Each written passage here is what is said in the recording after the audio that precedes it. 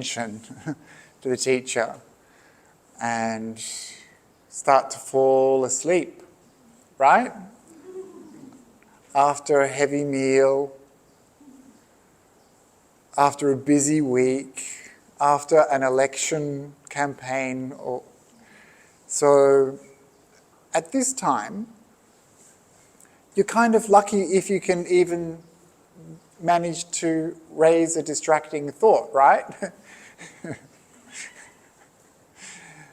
The mind is turning into marshmallow, porridge, and soon thoughts will completely drift away, and then you just be cocooned in this soft, fluffy, falling asleepness that's so intoxicating, isn't it? So tempting. And then are you thinking at that time? Are there thoughts coming into your mind? Yeah? It's hard to say, isn't it? Like, it's more like dreams, isn't it? Right? Are dreams thoughts? Maybe, or we'll leave that to the Abhidharma experts. So, what to do? Walking meditation. Oh, you already know. This is a very good class, not a danger zone class. So walking meditation is a good practice anytime. But I wanted you to think about the relationship between thinking and walking meditation. Not only is it good to help us prepare the mind for sitting meditation, which is the way we mostly use walking meditation. The Buddha talked about lots of different reasons we should practice meditation, including walking meditation, including things like that it builds endurance for the body, that it exercises the body, that it helps with digestion, which is why we often practice walking meditation after a meal, right? Because it actually helps. And it also wards off sleepiness. So that's good. And the samadhi that walking meditation develops lasts a really long time. And so we can feel that in our practice. When we practice walking meditation, then we come sit down, we're already in the zone, right? Because we've been developing our mindfulness already. So it's another useful practice that we can integrate into our busy lives. If you just want to throw yourself straight down onto your meditation cushion after a really busy, hectic, stressful week at work, you're not really giving yourself much of a fighting chance. However, if you kind of ease into it by doing some walking meditation first, you'll find that the mind calms down really quickly, naturally, all by itself, because there's something very soothing and calming about walking meditation. It's so simple, right? We're mobile, we're lucky, we've got legs, we know how to walk, and yet when we bring our attention to walking, it changes what we're doing somehow, doesn't it? We're walking all the time, right? But we're not necessarily walking mindfully. And we're not bringing a special focus to our walking in the way that we do with walking meditation. So our intention, our mental intention, our mental activity changes our walking meditation. Sorry, it changes our walking somehow, doesn't it? And then walking is so simple. One foot in front of the other. And I don't want to be ableist. Walking for some people is really difficult. Walking for some people is really hard. So if it's simple for us, we're very fortunate. maybe later on in our life it will become very hard. We'll really need our mindfulness then. But the way we walk is we walk back and forth, back and forth, back and forth. So this limits the excitement, doesn't it? And this mirrors the kind of renunciation practice that I was talking to you about before, when I was talking about seated practice, that we're shutting off parts of the world so that we can focus on one thing. So when we're practicing walking meditation, we're shutting off that need to find a way, like you would when you're walking down a street or in a forest or something. We're just walking back and forth. We're not going anywhere. We're not in a hurry. We're not having to watch out for other people or obstacles. We're just walking back and forth. Simple, yet also difficult, right? In medieval Europe, and maybe even all the way back to Rome, they used to use labyrinths. Do you know what a labyrinth is? Yeah? A labyrinth, do you know what a maze is? M-A-Z-E. A maze is something that you kind of get lost in, right? There's all these turns, and if you go the wrong way, then you have to go back. A labyrinth is different from a maze. It's similar in that it kind of follows this strange pattern, but it only goes one way, like you can't get lost. And the priests and nuns used to use this for walking meditation. And so it was comforting because you can walk, you can follow a path, but you don't need to think, you can't get lost. So it's the same for us with walking meditation. We're just walking back and forth, walking back and forth, walking back and forth. So I always recommend doing that, which is the practice that the Buddha recommended. Sometimes you go on meditation retreats and you see people doing walking meditation off into the forest, walking around the property, and they look like tourists, right? They're looking at everything, they're checking out the birds, checking out the flowers. Doing all that is fine, but not when you're doing walking meditation. You're not going to develop mindfulness that way, just training the mind to keep on being distracted by that pretty flower or those interesting stones or whatever. So this is the opposite of our practice. Other people I know like to do walking meditation in a circle. I find this quite challenging because I'm a tall person with long legs, and I always get stuck behind the short person with short legs. And so sometimes it means that I'm not doing what, just standing still, waiting, plod forward. So the Buddha actually recommended back and forth, back and forth. And I think the reason for that is that even in a circle, you don't get that sense of ease that just comes from moving to one side, moving to the other. Do you know what I mean? And so this is the practice I recommend, as taught by the Buddha.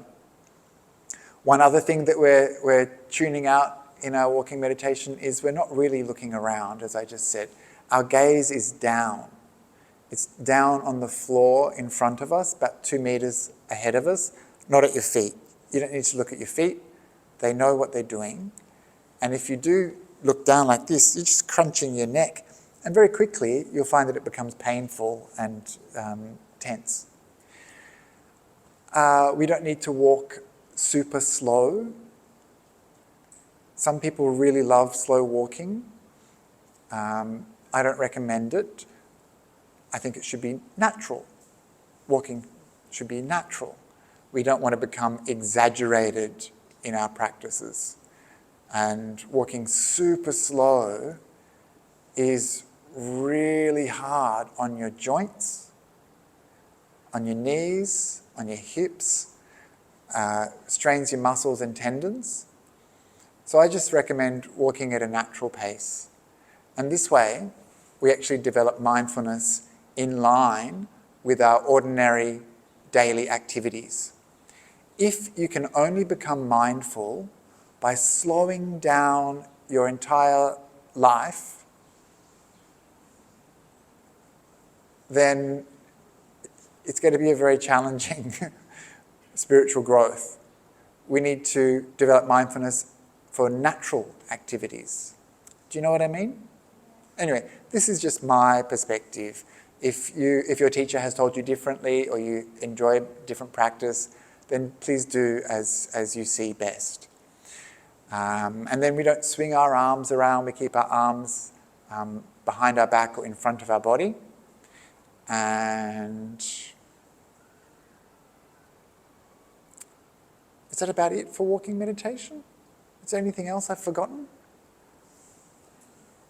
One thing I often add is that if you are suffering from anxiety and stress, or if you are suffering from persistent thoughts, intrusive thoughts, please don't sit meditation. Do some walking meditation. It's much better. When we sit, we're really alone with our thoughts. And we saw just before how intrusive our thoughts can be. And people who have some psychotic history or some depressive thoughts or thoughts of self-harm and things like this, sitting meditation is not necessarily good for you. Those instructions that I gave this morning about dealing with distracting thoughts, these are for people whose mental health is in a pretty good state. If your mental health is really not in a good state, and you know how that feels, then you should be really careful about seated meditation, especially if it's an acute phase. Don't recommend to people to do seated meditation if you know that they're having a hard time. But walking meditation has many different benefits on the nervous system and on the mind as well. So I really recommend walking meditation. And sometimes you might find, by doing some walking meditation, that the anxiety levels decrease. You might find that you become more calm and peaceful. But if you're having psychotic thoughts or deluded thoughts, then walking meditation won't have a big impact on those. You need to see a professional about that. So we're going to do 30 minutes of walking meditation. So we can't all stay in here. There's an area downstairs on the ground floor, which is undercover and shaded and quite cool. I was just down there. So maybe half of us can go down there and half of us can stay up here. There's also the corridors here. And I think this is dying maybe. And you find a spot, yeah? There's also the laneway just here as well. So we're going to find a spot and we're going to come back at, let's see, 10, 20. So we'll just say quarter past 2. And just one last thing, when we do make our little back and forth place, try not to crisscross over with someone else unless it's impossible to avoid. And don't make it too long, just 15 to 20 paces. Any more than that, and we'll become really distracted. Any less than that, we won't get any peace. And as you walk, this is something some teachers recommend, and it's up to you to see if you think this is good or bad, or who knows. Sometimes you can contemplate something. You can ponder something as you walk. If you want to do that, fine. Otherwise, just moving your feet left, right. Do most of you know how to do walking meditation already? No. Okay. No one at all? Do you want me to just show you quickly how I do it? Yeah, okay. Can I just see a show of hands? Because I saw so many people doing walking meditation. I was like, oh, this group knows walking meditation. Who's never, ever done walking meditation before? Never. Oh, great. Okay. And who has done walking meditation and would like to be the class model demonstrating it? Fine. Okay. So, choose a point somewhere in front of you that is not too far away. I think this is pretty good distance. This pretty good distance to maybe getting a bit long, 15 or 20 paces. And then you're just going to walk back and forth, back and forth. So you have your hands like this in front, you relax your shoulders. And so keeping your gaze a couple of meters in front, remember, not looking at your feet. And then you keep really relaxed in your body, so you want to be quite loose. And I just go right, left, right, left, right, left, right, left. I don't say the words out loud. I'm aware, right, left. And then you stop and you turn and you're aware of the feeling of the feet connecting with the floor.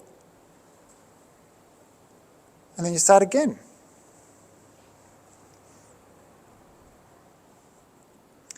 So you don't want to lose your mindfulness as you turn. There's a whole world, a whole ocean in between one way and the other way. And when you lose it, it's usually when you turn.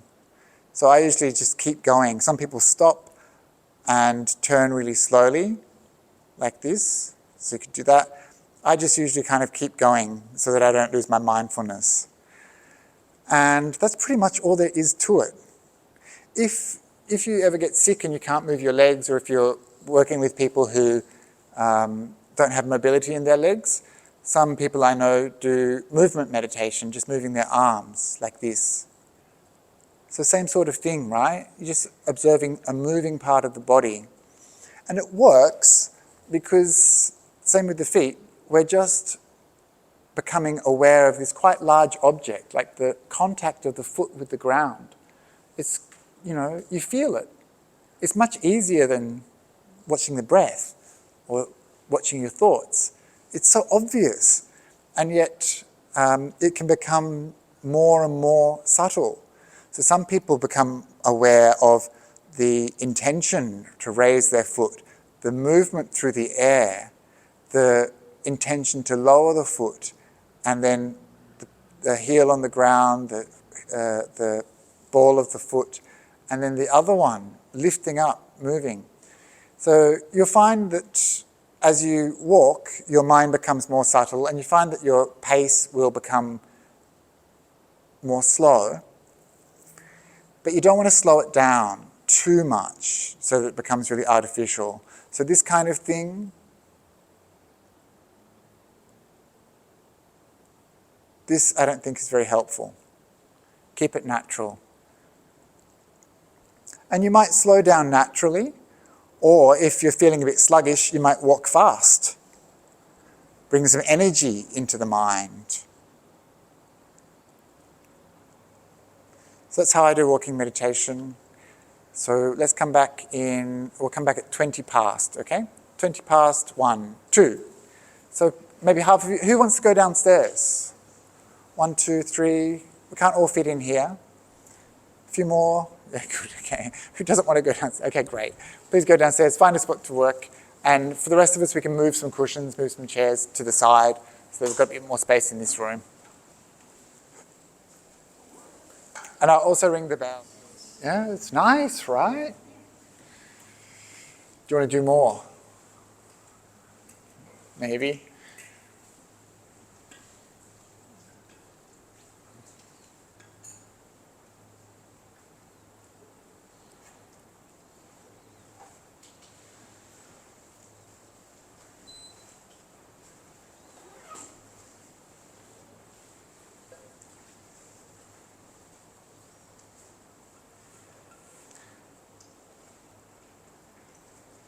So you can do walking meditation pretty much anywhere.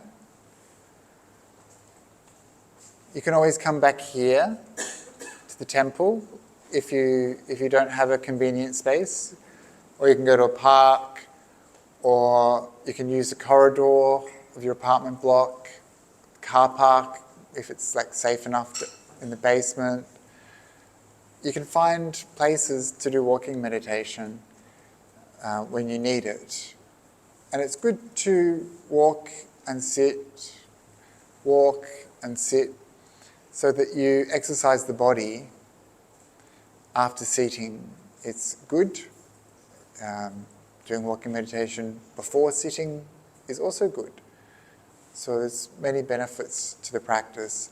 The main one is that when you close your eyes now, you're already prepared for meditation. And it's so simple for the mind to sink into peace. It's easy. You've been preparing the mind for the last 30 minutes. And so now, you just need to close your eyes and let go. And you'll see how easy it is for the mind to just drop into this place of peace.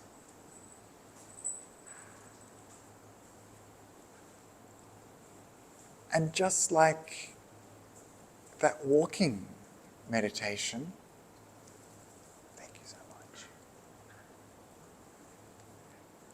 there's nowhere to go.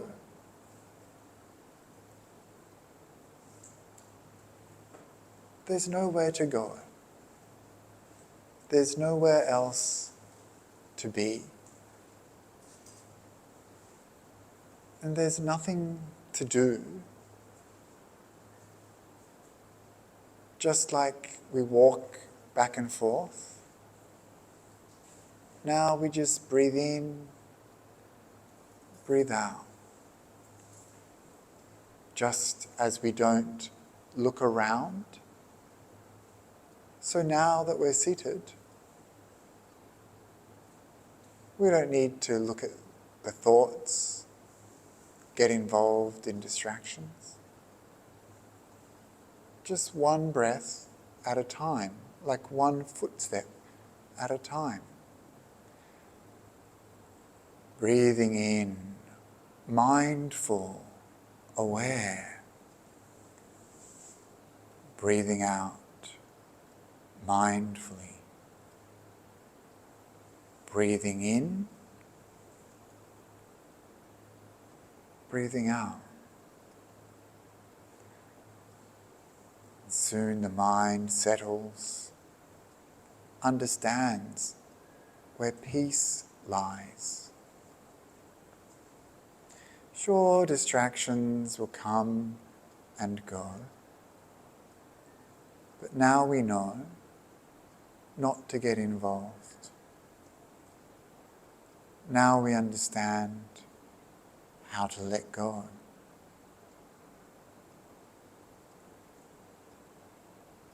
And so by practicing letting go, by breathing mindfully, our thoughts settle, we become clearer, brighter in the mind. There's more energy. And it feels good. We're happy to be here. Perhaps you can allow yourself a little smile on your face. Happy to be here now. Happy to be breathing in, breathing out for the next 30 minutes.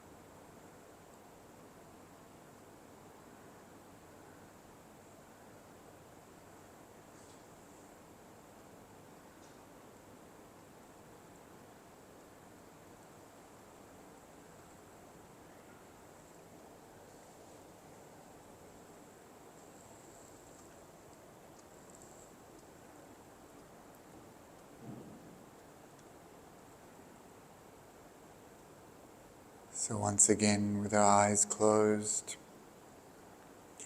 taking a moment to review and reflect upon our practice. How are you feeling now? What's the quality of your mind like now?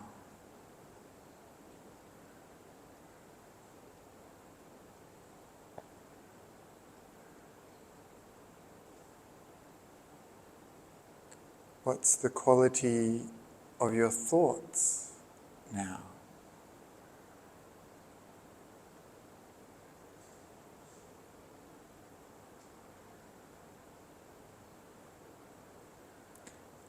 Were you able to watch the breath?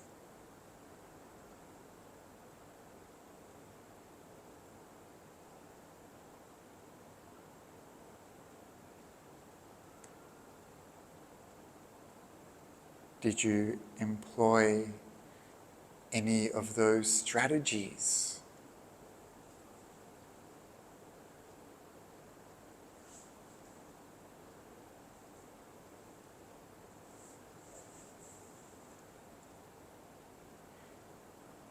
So hopefully you're feeling more calm and more peaceful, with a bit more insight into the nature of your mind. And so now we can release that awareness, relax that attention. And when you're ready, gently opening the eyes.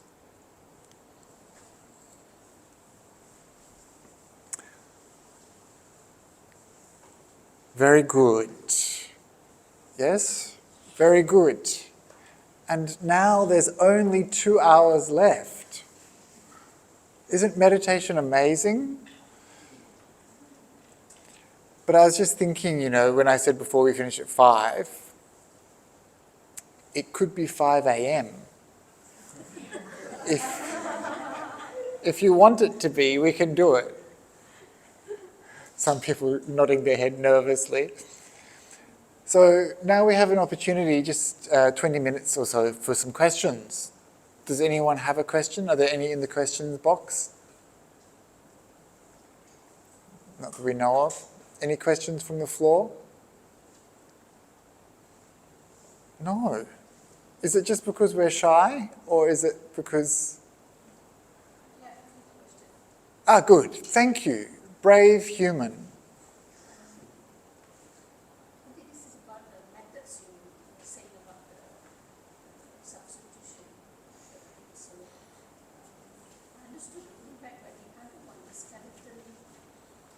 Skeleton, yeah, a chain of bones, like a necklace.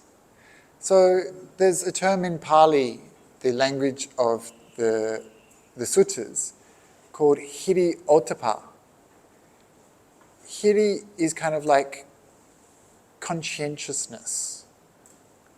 Sometimes it's translated as shame, like a kind of shame. And ottappa is more like prudence, like kind of like a carefulness. And so these terms are something that we need on the spiritual path. We need to have this hiri-ottappa. And it's something that monks and nuns, for example, are encouraged to develop. So there's many activities that are not suitable for monks and nuns. We live on alms, we live on the kindness of others. So we have to be aware of our debt, and we have to act in a way that has hiri-ottappa, a sense of conscientiousness and prudence.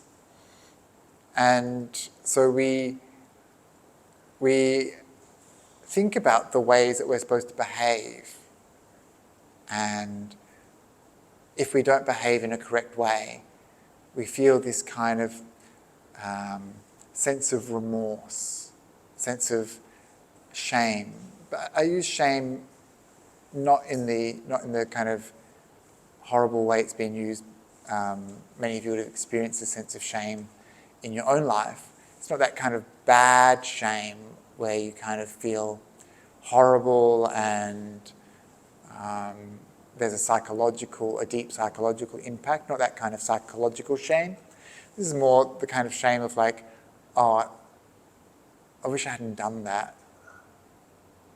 This isn't how I should behave. So there's no kind of like punishment involved in this. You just think, I should do better next time. I should not go down that path. You know? And so when we talk about that image that the Buddha used, it's about us really thinking about our behavior, our mental behavior and our thoughts, and to see that, you know, if they're hanging around our neck, you know, wouldn't we be mortified? Wouldn't we change our ways? So it's the quality of the thoughts that we're having is as well, not just the fact that we're having distracted thoughts. And so in the same way, we're horrified, you know, we're kind of repulsed by the way our mind is working and what's coming up in our mind. And so we develop this sense of conscientiousness and prudence to try to deal with it. It's a very strong image, isn't it? It's kind of a weird image as well, because the other images that are in there, even the last one of the mind wrestling, you know, they don't evoke that kind of strong reaction the way that maybe visualizing a corpse does. But for me, the way I use it personally is just a reminder of the quality of my thoughts and that imagine if people could see my thoughts. But I think a bigger reason that we should kind of be horrified and repelled and mortified is that if we don't control our mind, you know, what's going to happen to us? And the image of the skeleton is like this image of death, you know? And wearing it around your neck, it's like these, you know, it's like this burden that we're carrying. We're carrying future rebirth over and over and over again. And so unless we control our mind, that's also our destination as well. That's where we'll end up, getting stuck in samsara. But if we learn how to develop our mind, how to train our mind, how to control our thoughts, then we have a chance to escape. No more birth, no more skeletons. Any other questions?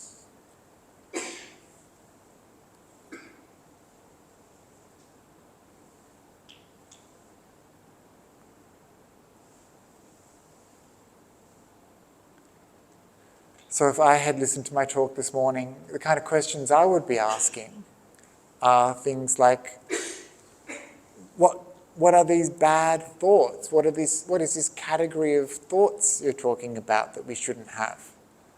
We talked about how some thoughts are useful and good, right? Like thoughts about renunciation. What other thoughts are good that you can think of? Maybe love, compassion. These are quite nice thoughts, yeah? When you have them in your mind, you've got a smiling person over there. When you've got love in your mind, you smile, right? When you've got compassion in your heart, you feel good, yeah? You want to help people. You want people to come out of their suffering. So these kinds of thoughts are quite beautiful, right? But what are these thoughts that we're supposed to abandon and get rid of? So when the Buddha talked about these, he talked about the 5 hindrances. Do you know the 5 hindrances? Yeah? Who has never heard of the 5 hindrances before? Don't be shy. All of you. 1. Okay. Well, shall we all go through them together? Yeah? Okay, so what have we got? Number 1. Sense desire. Very good. Okay, number 2, ill will. Number 3, sloth and torpor, okay, yep. Number 4, restlessness and remorse. And number 5, doubt. Very good. So you all knew. So these are the 5 hindrances, the panchanavaranas, which are described by the Buddha to be like imagining a strong river coming down from the mountain. Powerful river, right? And then we dig an irrigation channel. One here, another there, another one here, another one there, another one there, another one there. We dig all these irrigation channels from the side of that river. What happens to the water? Loses its power, loses its energy, loses its force, because we've taken so much away from that single current. We've diluted it so much so that now it's just a mere trickle. This is what our mind is like when we have hindrances. Without hindrances, the mind is like that strong river, powerful, yeah? So when we have a hindrance in our mind, this is something that weakens our mind. And those hindrances, sense desire, which we covered quite a bit today in the morning, ill will, you know how that weakens your mind, right? Yeah? You can't get any peace with a mind of hate and ill will.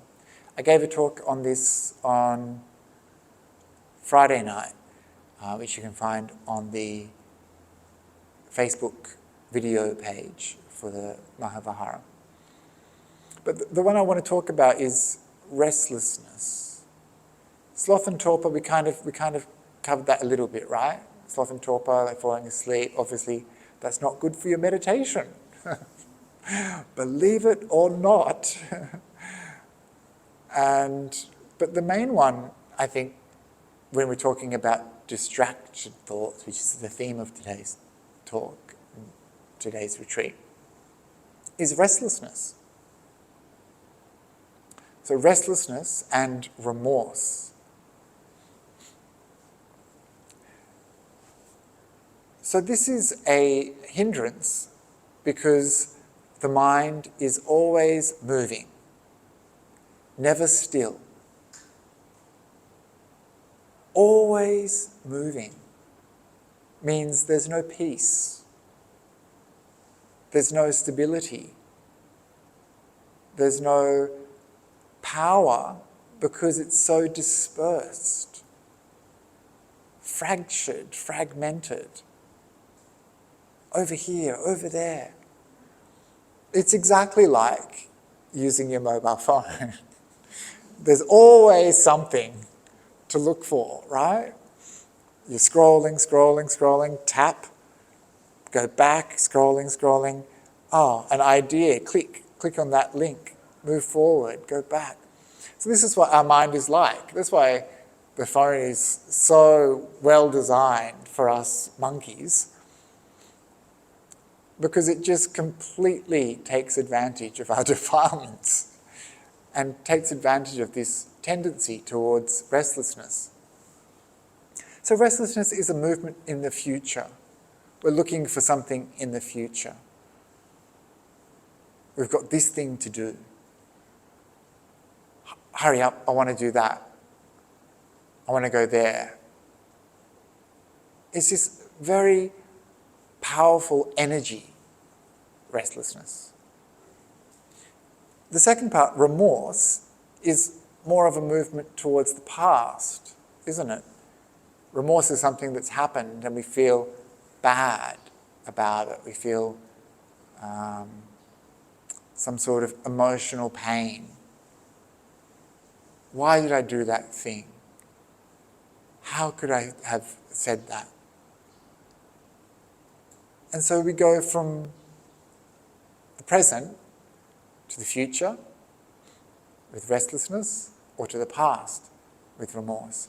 And we just ping-pong around our mind between these things. And so the net effect is that we are never present. We have a few moments where we're actually here and now. The rest of the time, we're moving into the future or moving into the past. So that's why I often teach at the beginning, and so many good teachers do. My teacher Ajahn Brahm, many teachers are like, even the Buddha himself, let go of the future, let go of the past, because this is where the mind wants to go. And when we've gone to the future, we're in this make-believe world that may never happen. When we've gone to the past, we're just remembering something that is no longer essentially real, but just a memory for us. A memory of a memory, often. So the Buddha said that this hindrance is like a slave driver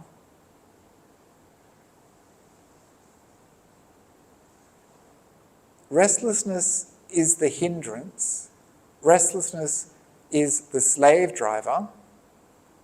Who is the slave? You! Yeah. You're the slave.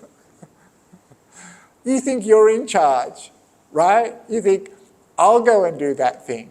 No, it's not you telling that, it's the hindrance, restlessness, saying, quick move, do something, activity, something, anything, stack some rocks, anything, right? And so this is that kind of energy that's in the body and in the mind, always looking for something to do, looking for something to do. And then it reaches out and grabs onto something. I know this is the perfect opportunity to rearrange the stationery cupboard. I know this is the moment. I'm sure I've been meditating for 15 minutes, but actually the house really needs a good clean. Right? Anything. We'll do anything when we're in the grip of this hindrance. It's so powerful. This is you looking at your watch. Restlessness. Right? So this is how it is when we have this mind.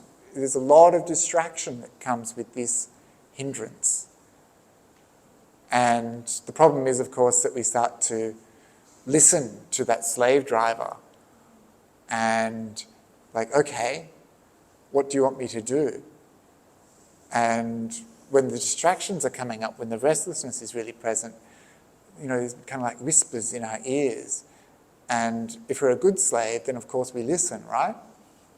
So we've got to become bad slaves who don't listen to the slave master. Even better, become the master of your own mind. Get your freedom. This is how the Buddha talked about the absence of this hindrance of restlessness. It's like a slave who has been given freedom. Suddenly, there's no one telling you what to do. And you're liberated. You have the freedom from the future. You have freedom from the past. And so instead, you can be here where you want to be. You remember we talked about wanting to be here. This is where you want to be because this is where our activities matter the most. In this present, we're creating the future. And so this is the hindrance of restlessness and remorse. When it comes up in your mind, just remember that slave driver analogy. And how does it feel? It feels choppy and scattered and busy. When you experience that, you should be aware this is not peaceful. The problem is that we've trained our mind in such a way, just looking from my phone, we've trained our mind in such a way that we've mistaken restlessness for pleasure, which is why I was looking for my phone, right? Even to check my boring emails. What a pleasure, you know?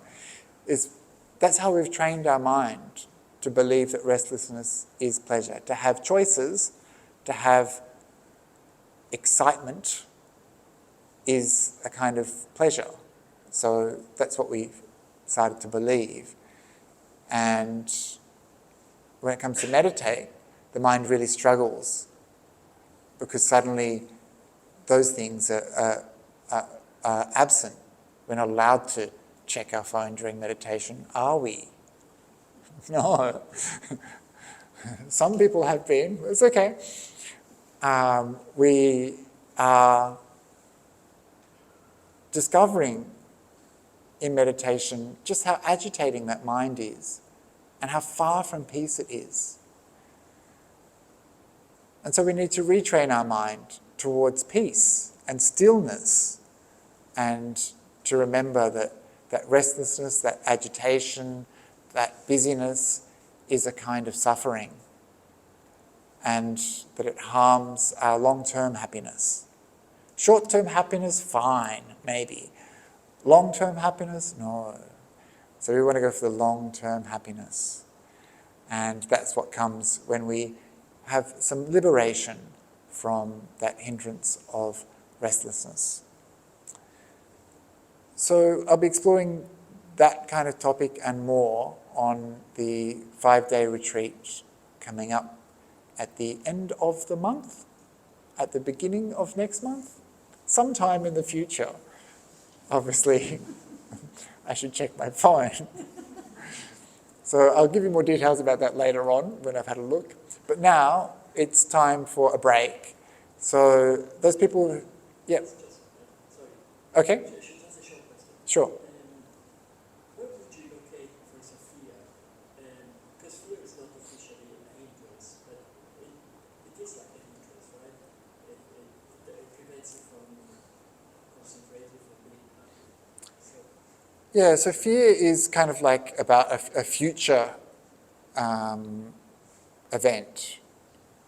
And so the mind is, I'm not sure actually, but I think for me it would be in the moment, if I'm really repulsed by something, I have like an ill will towards it, like a snake coming, that's like, I've got this ill will towards it. I don't want to have anything to do with it.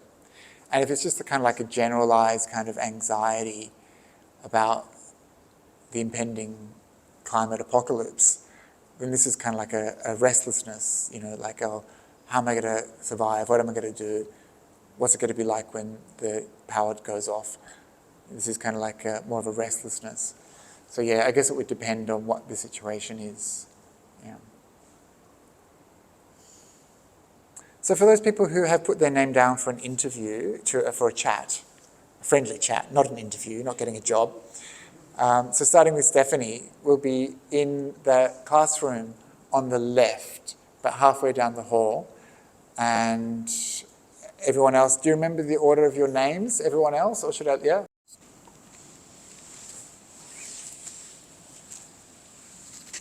We've got to do a meditation session. Do you want to talk about your work first and then we finish up with the meditation at the end? Okay.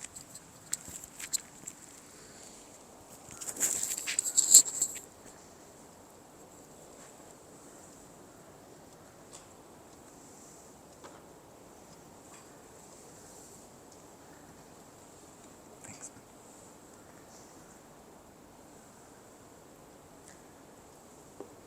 I'll just give them a few more moments, 'cause there's still some people finishing up.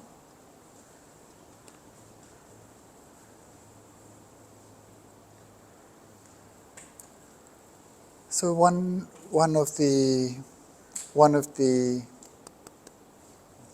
I've lost my voice.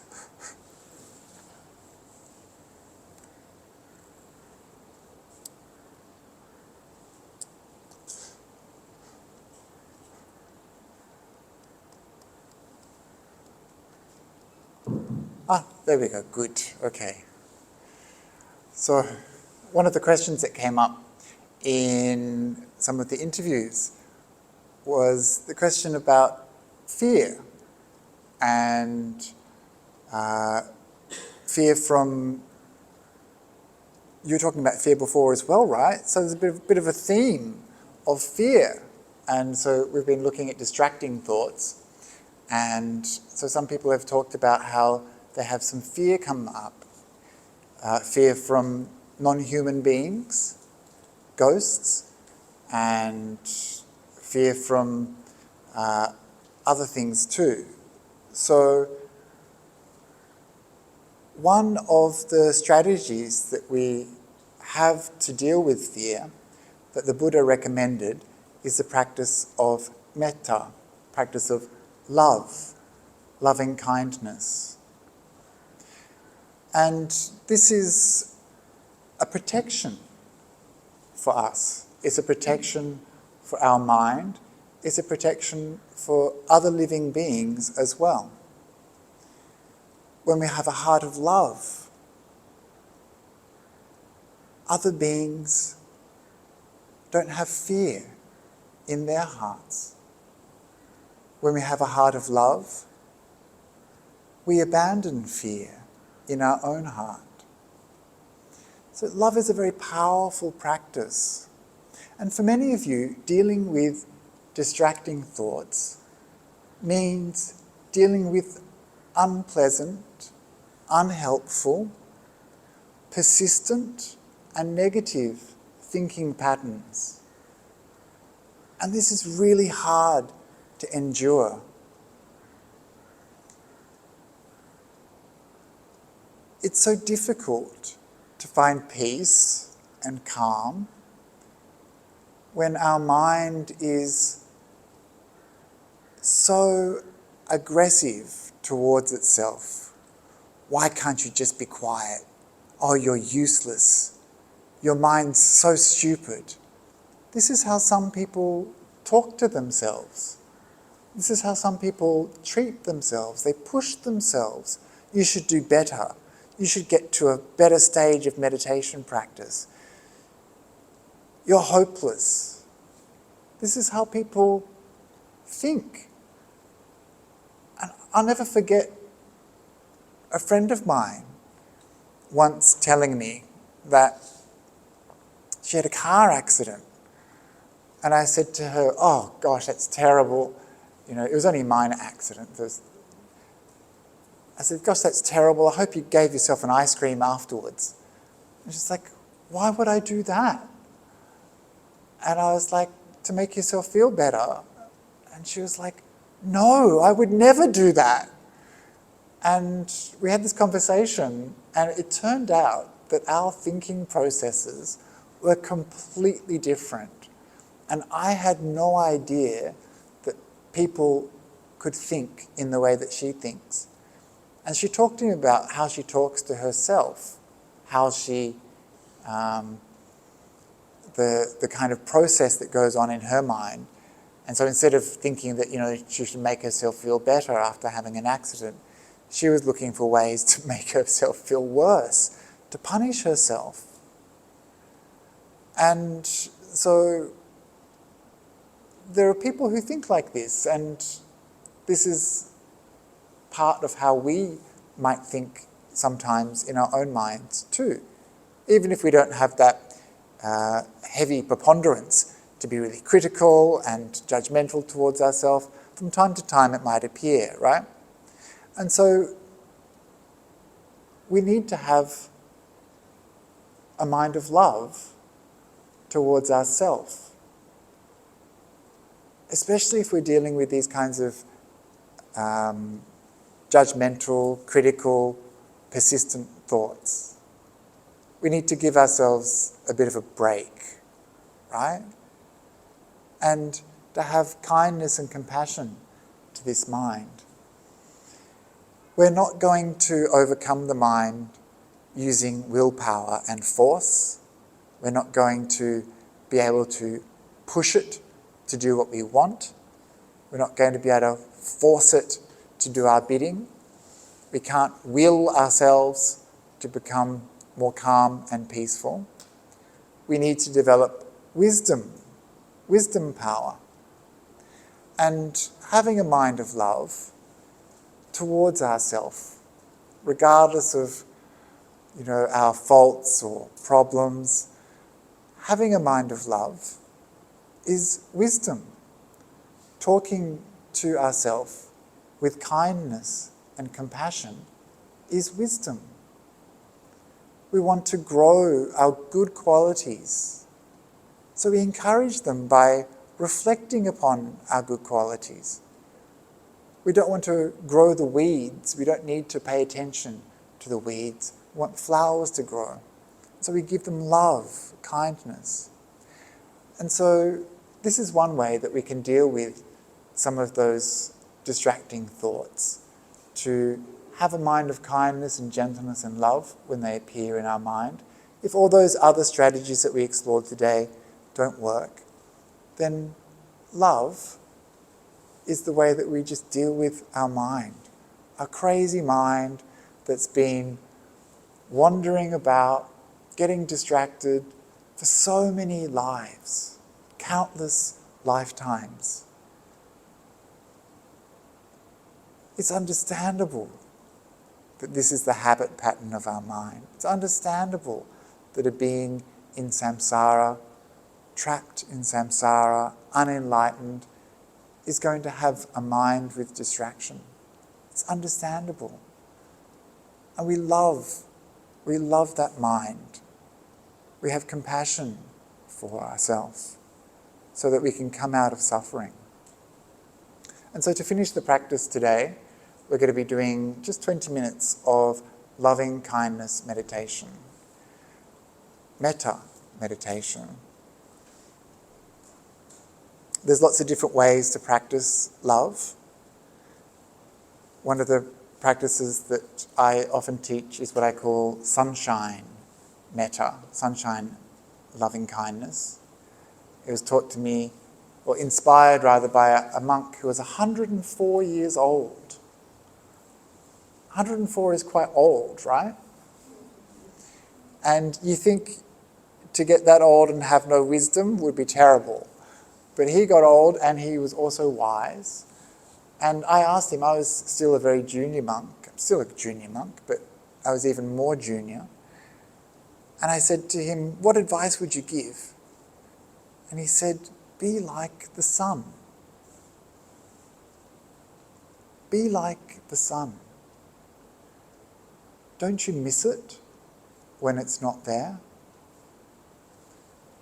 And for me, I took this as a beautiful, simple way for my mind to be kind, warm, loving, without discrimination. The sun shines on everything equally. It's warm.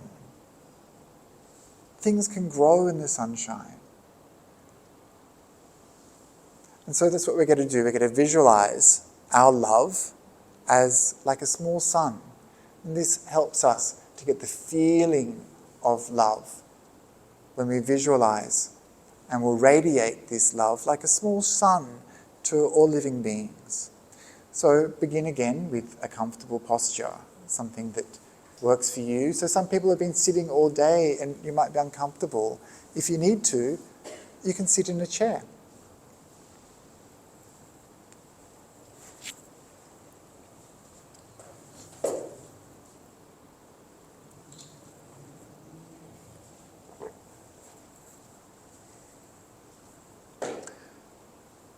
And so once again, beginning by letting go. Take a deep breath in, a deep breath out.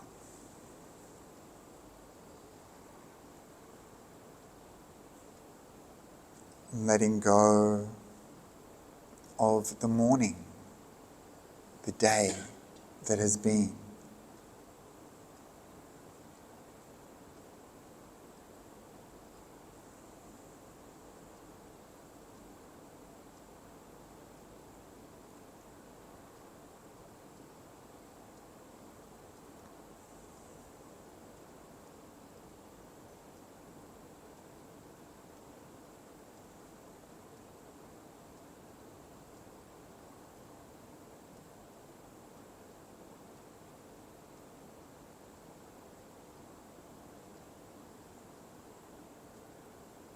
And not worrying about the future, what's to come.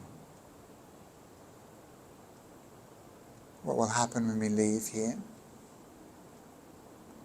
Just let it be. The time will come. But for now, letting go of the future, letting go of the past, allowing yourself to be here and now, being present and aware.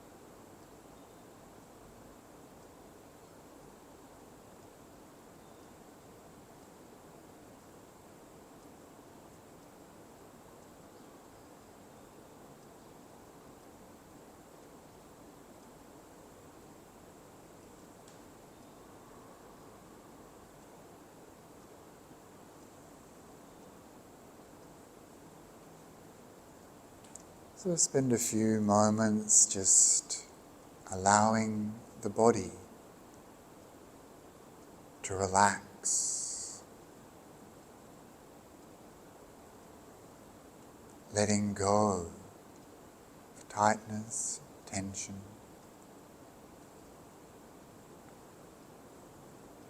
softening the entire body.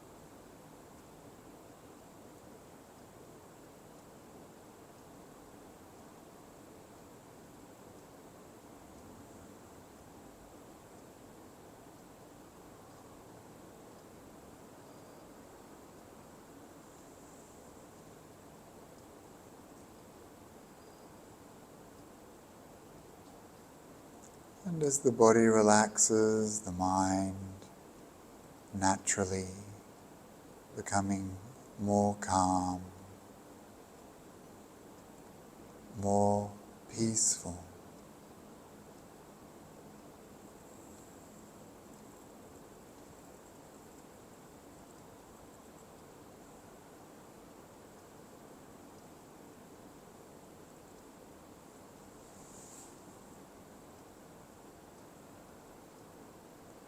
We use this calm, peaceful mind to begin our practice of love.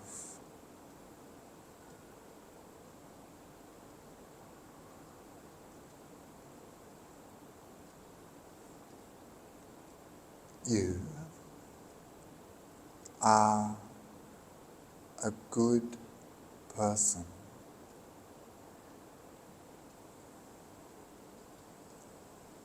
You are a person deserving of love.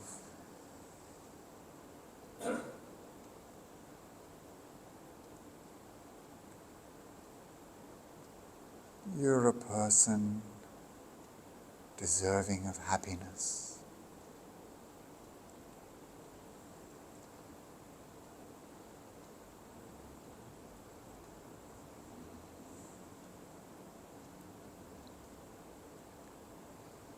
And so we repeat these words to ourselves. May I be happy. May I be happy. May I be happy.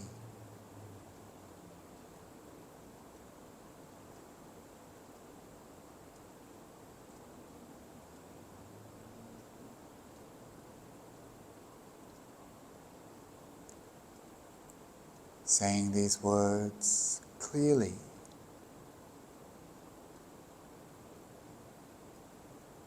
meaning these words.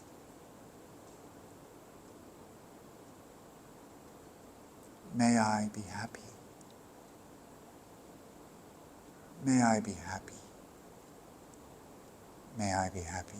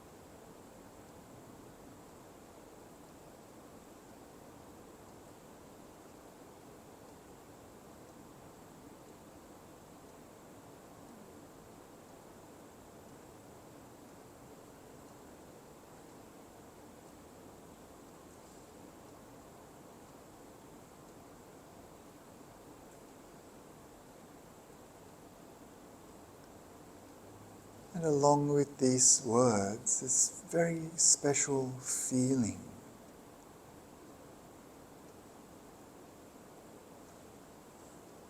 of love for yourself, kindness for yourself, friendliness and care. May I be happy. May I be happy. May I be happy.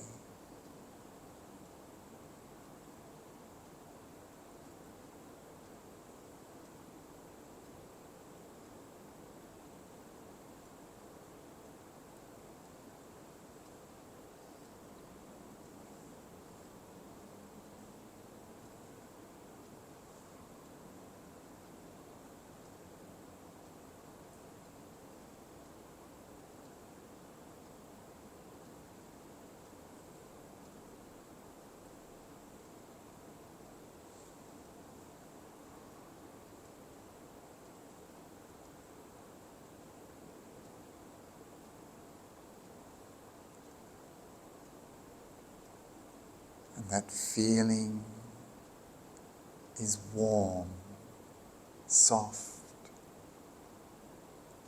gentle.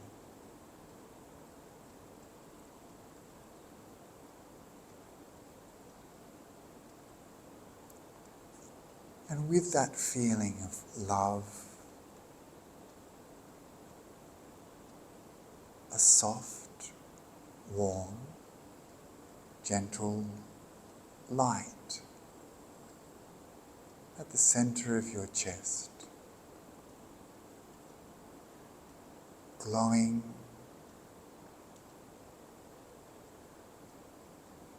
like a little sun.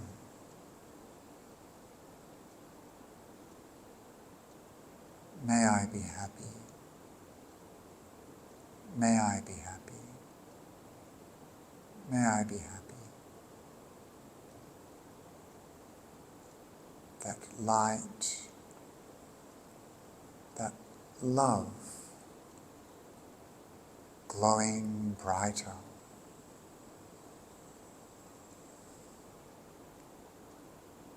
That love, that light getting stronger.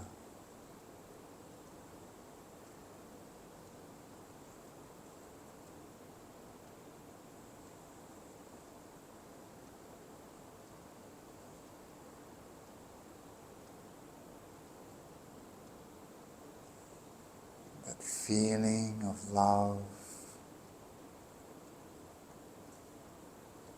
spreading through your body, that light illuminating, glowing brighter. As this feeling of love grows, may I be happy. May I be happy. May I be happy.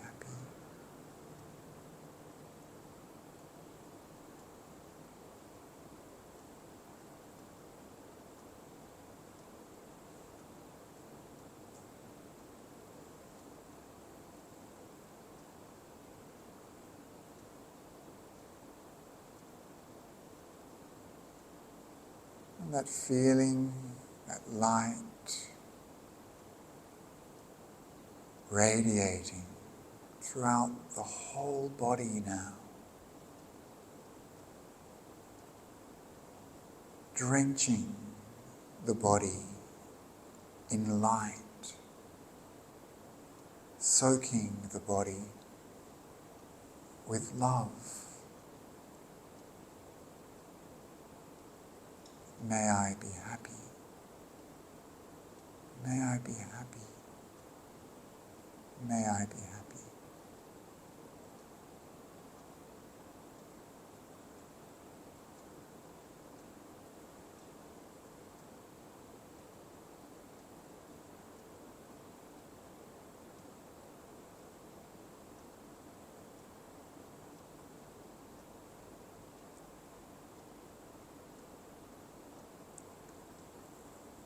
And this experience of love feels good. You allow yourself a smile.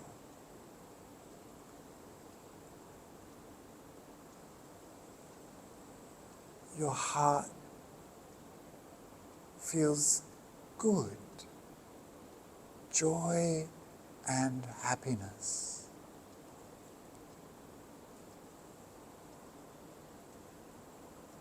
And this love, this light radiates from your body outwards.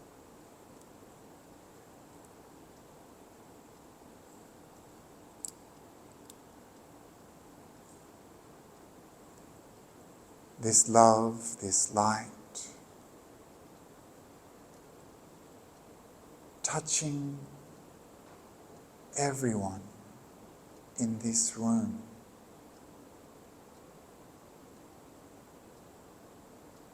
Thinking, may they be happy.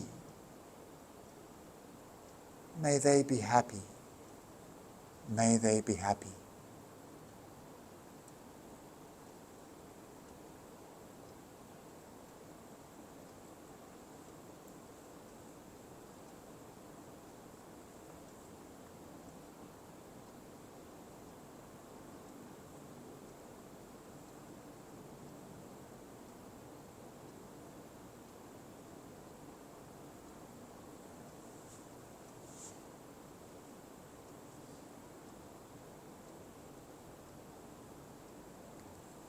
And this mind of love feels so good. We want to share it with all the beings here in Malaysia. And so this love, this light, embraces all living beings in Malaysia.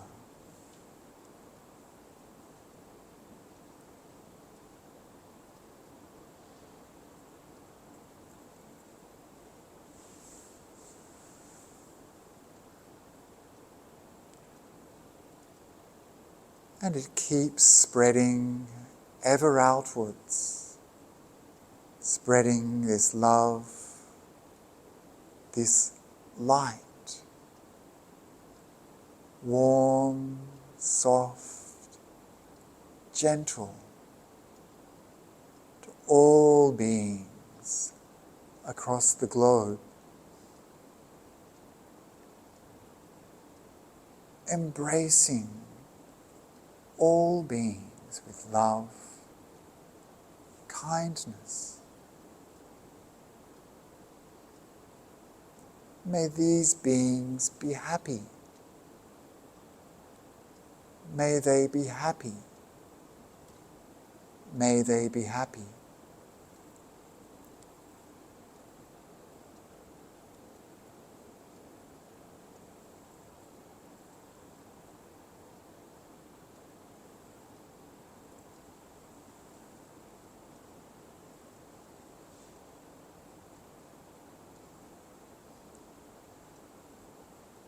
And now this love, this light,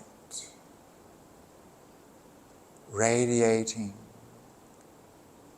into the darkness of space.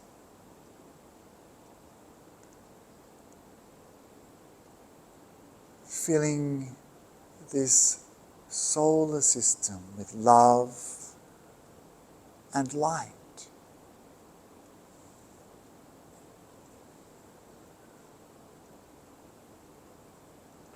This love is vast, limitless. This love is infinite. This light stretches outwards, filling the entire universe with love.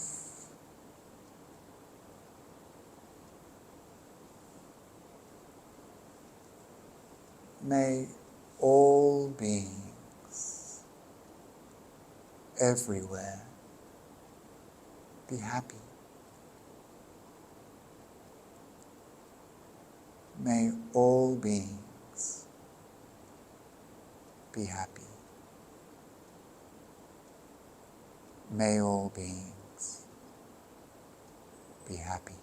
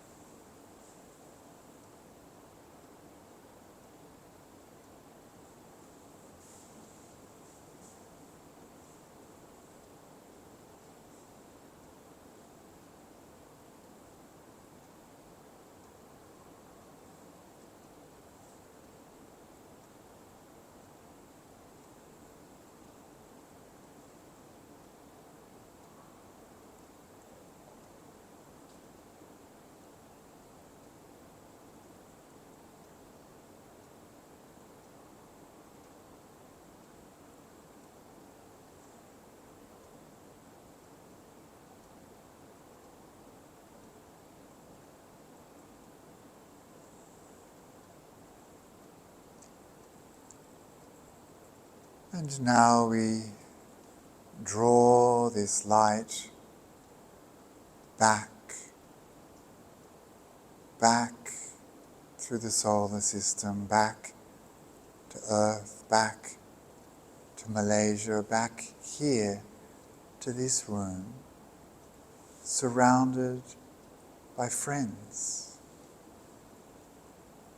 and back to our body, allowing that light to settle back into our chest, allowing that love to fade.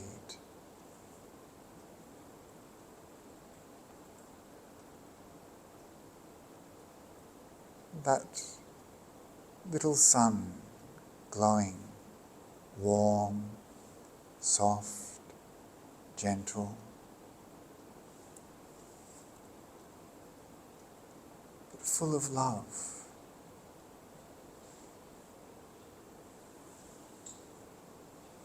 And knowing that that love is always there inside of you. That infinite, boundless love is always there when you need it.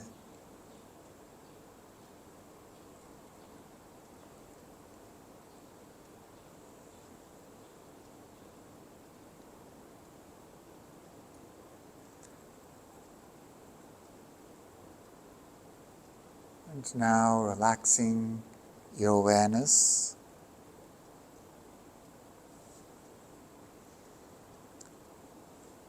reviewing your meditation. How did it feel to love? Was it challenging? Was it easy?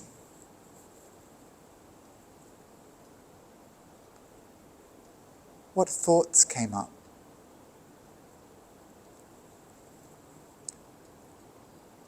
And what were the things that led away from love? And what were the things that helped it grow?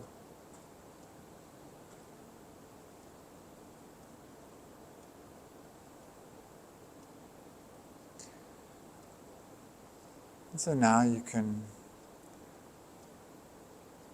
arise from the meditation, come back to the room. When you're ready, gently opening your eyes. So I think that I've lost my voice again with the microphone. I think it's finished, so I'm going to put it down because I feel a bit weird holding it and not working.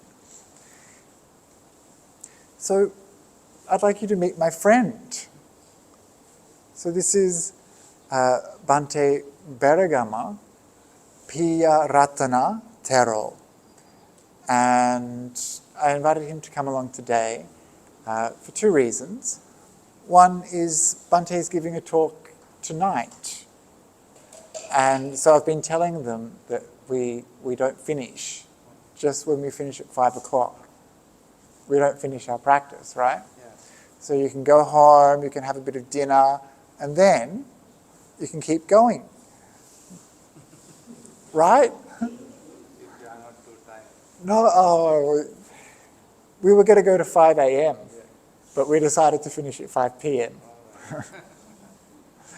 And so Bhante is giving a talk at 8:30. 8:30 Yeah. on the Maha Vihara's Facebook page. And YouTube.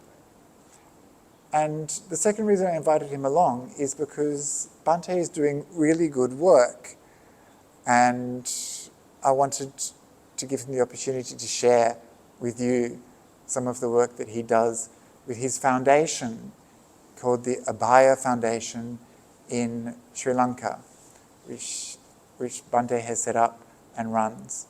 And so I'd like, if you'd like to talk about it, yeah. I don't know that this works, Bhante, but maybe you've got the power. Ah, Bhante's power. Okay. Rubam, or Chongman means Rubam. I have Chinese name as What's your Chinese name? Rubao. Rubao. Rubao. My name meaning is Rubao in Chinese. Yeah. So I'm from Sri Lanka. I've been monk for quite a long time. And I started the foundation in 2002 and did little bit social services in Sri Lanka. Since I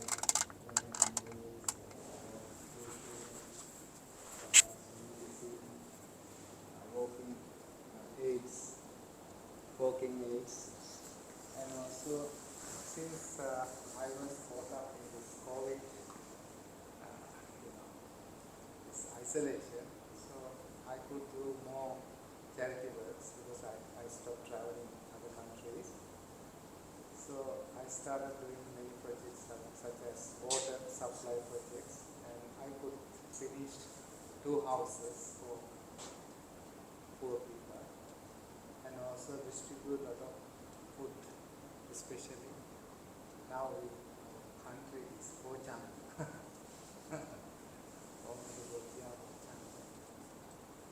So now I think many children find it difficult to have nutritious meal.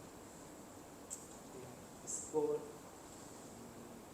morning, in the assemblies, maybe 30, 40, 50, 20 children just fall down because of not enough.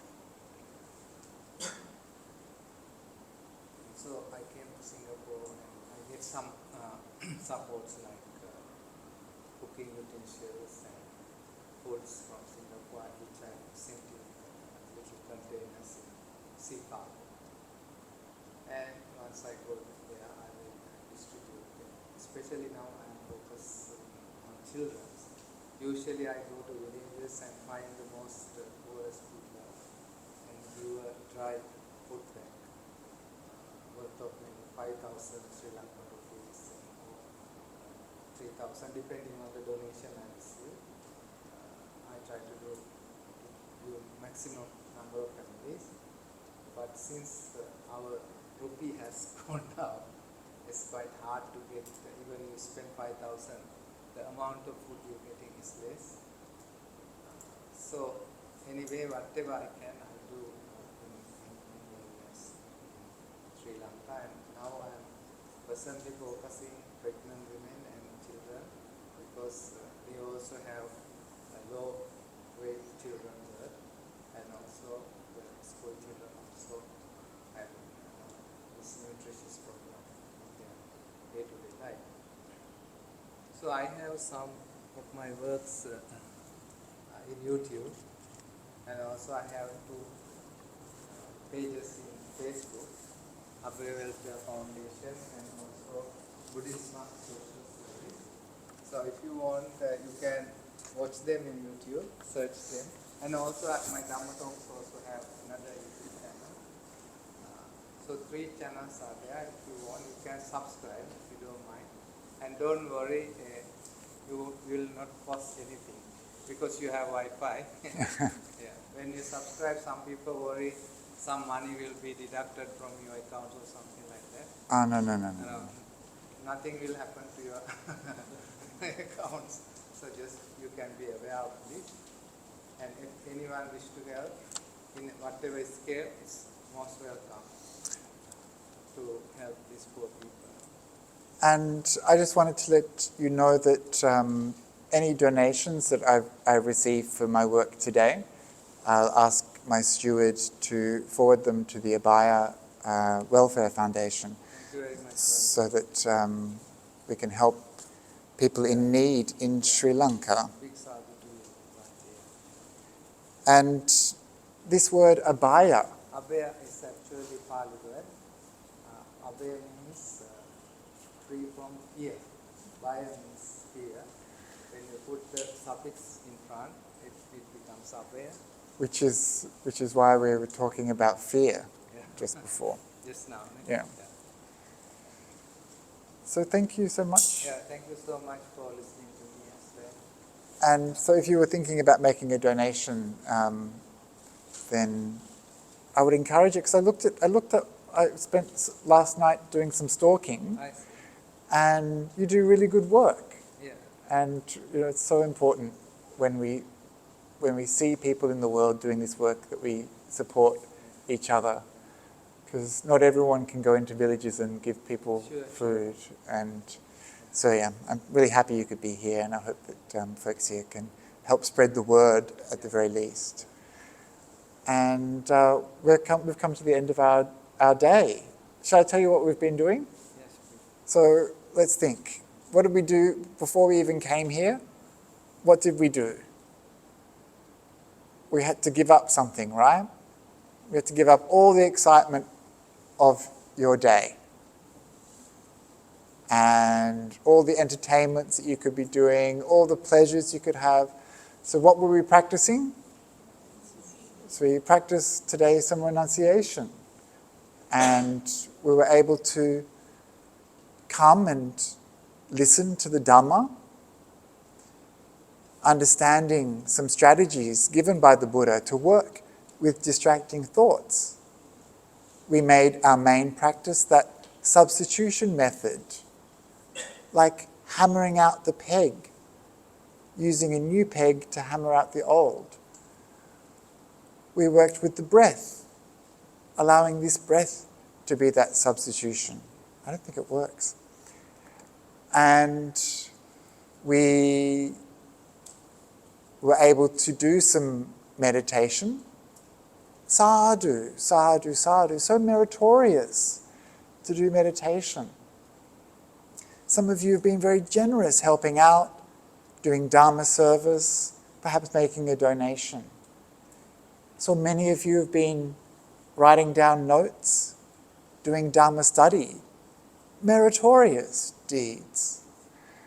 And so all of these things that you've done should make you feel good about yourself. You've done so many wholesome things today. So many wholesome things. And the Buddha said that even a small act of merit has incalculable benefits. And being such good people, we don't even keep these good things for ourselves, but we want to share them with all living beings. All the goodness that we have done overflows from us and flows to all living beings. And so, to end, would you like to do the Idam Me Natinam? Yeah. I'll ask Bhante to lead us in the practice of sharing our merits. And you have so many merits, such good hearts to share such good things with all living beings. Thank you, Bhante. I don't think this works, but... So let us dedicate all the merits as Bhante mentioned. It is a great day for you because you are spiritually grown and you are able to dedicate your mind to cultivate very wholesome, noble and loving kindness thoughts towards yourself as well as towards others. Buddha once said, even if you can develop loving kindness, just for blinking of eye, the merit is immeasurable. The benefit is immeasurable. So let us dedicate all these merits to your beloved, loving, departed relatives, friends, and well-wishers, and those who build these temples, and the Chief Nayaka pair who passed away, and whoever support this program, and their parents, relatives who have passed away. And may they have a peaceful samsaric journey, and may they be free from suffering, and may they be free from all the difficult life periods they are experiencing, and may they reborn in human or heavenly or better places to reborn by the power of these merits. So let us transfer these merits to all the departed ones. Dhamme Natinam hotu Sukhita hontu nyateyo. Idamme nyatinam hotu. Sukhita hontu nyateyo. Idamme nyatinam hotu. Sukhita hontu nyateyo. Also, let us transfer these merits to celestial beings, heavenly beings, and may they rejoice their happiness, may they increase their strength, energy, complexion, and also may they usher blessings towards all of you, and may they protect and send you the correct path. Thinking thus, let us share our merits to all the devas. Akhasattva ca bhummatta devanaga mahindika punyantam anumoditva chiram rakantu lokasasana.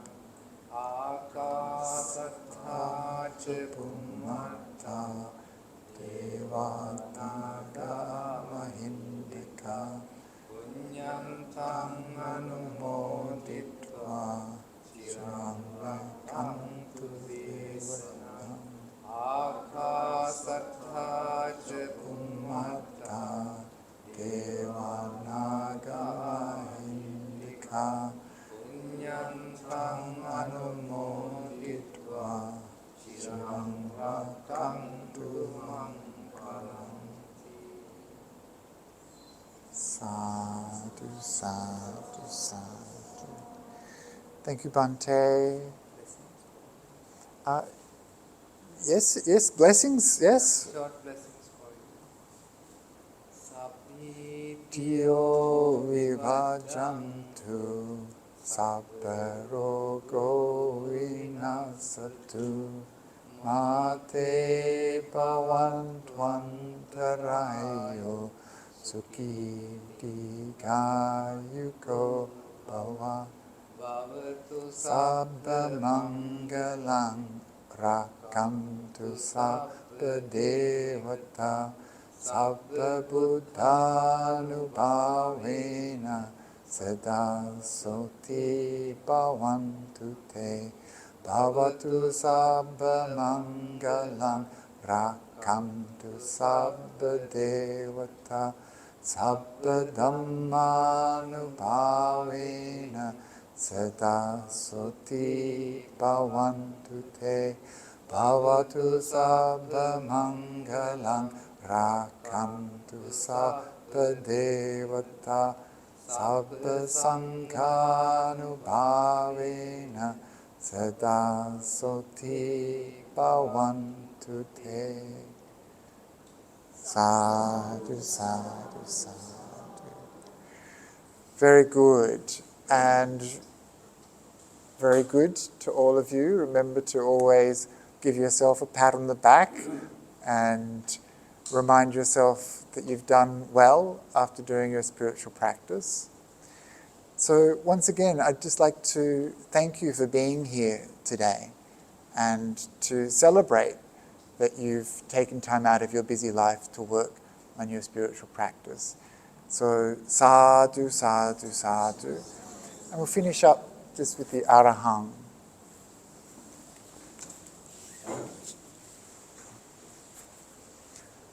Araham Samma Sambuddho Bhagava Buddhang Bhagavantang Abhivademi. Sohakato Bhagavata Dhammo Dhammang Namasami.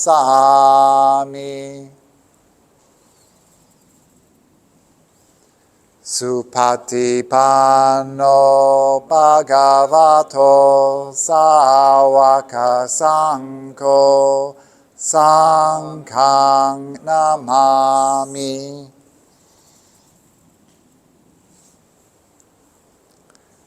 Very good.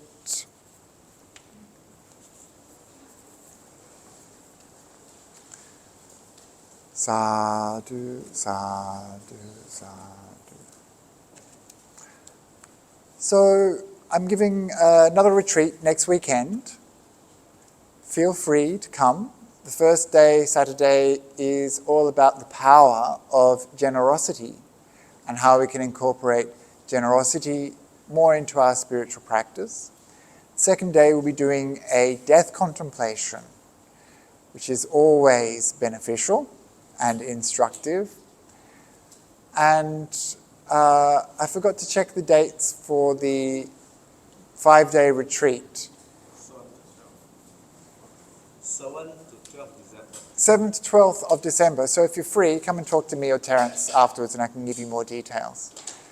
So that's a 5-day retreat working with the monkey mind.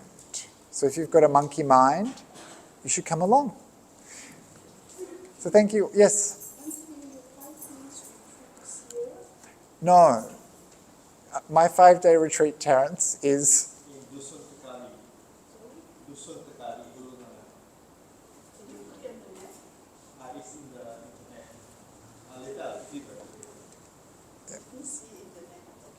Okay.